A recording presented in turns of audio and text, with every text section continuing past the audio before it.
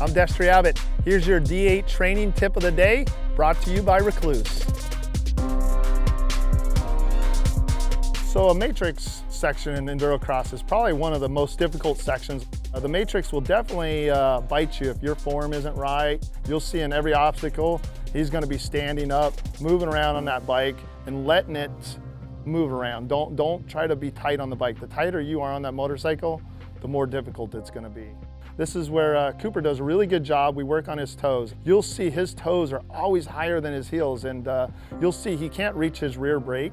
We want to have the weight on the rear end. The same thing concept of a truck, a pickup truck not having it in the weight in the rear end. The tires will spin. He runs the Radius CX in his 250F, and he still uses that clutch all through these sections to get the RPM up. And that's where it's so important, but at the same time, running a gear high. We want that aggressive, basically blip of the throttle, and he runs second gear almost everywhere.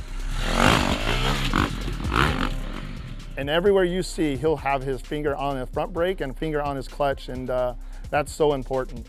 Another thing here is you'll see how much he hinges on that bike. When we talk about being loose, this is where you'll see trials riders like Cody Webb or Graham Jarvis. Those guys are phenomenal at moving around on that bike, and he's steering with his feet more than he is with his handlebars. So when he comes over a lot of obstacles, he'll weight his pegs like a skier would, and that's how he's moving the bike around. And he's not pulling and not pushing. This is where throttle control, clutch engagement to the rear wheel is so important in making sure you have a good feel for that bike and it's accelerating at the right time, popping over each log.